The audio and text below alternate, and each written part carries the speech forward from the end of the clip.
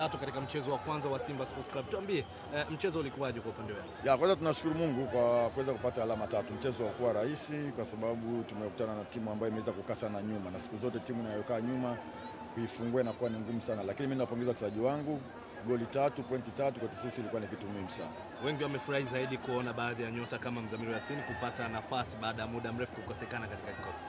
Ya of course unapokuwa na mechi kila baada ya siku mbili mechi lazima uweze kupanua wigo wa kipana. Kwa hiyo kurudi kwa Mzamiru kutoka injury, hata hivyo performance yake haikuwa nzuri sana, lakini bado mwendezo wake ni mzuri sana. Kwa hiyo inaongeza idadi ya wachezaji kuweza kufanya rotation na kuweza kumanage timu kwa ujumla. Pengine utapokuwa nje kuelekea mchezo wa kesho kutwa wa marudiano dhidi ya Gaborone, kwa namna ambavyo timu inaenda sasa hivi chini ya mwalimu mpya ambaye amekabidhiwa mchezo huo, unatarajia kuona nini cha tofauti? Ya mimi nafikiri tutafika, tutakaa na mwalimu and then tutaplan jinsi gani ya kwenda kucheza game hiyo. Kwa hiyo nafikiri tutaiongelea siku moja kabla mechi, mwalimu atakuja kuongelea mipango, lakini tutakaa naye pamoja na kuweza kujua jinsi gani tutakwenda katika game hiyo. Asante sana. Nashukuru sana.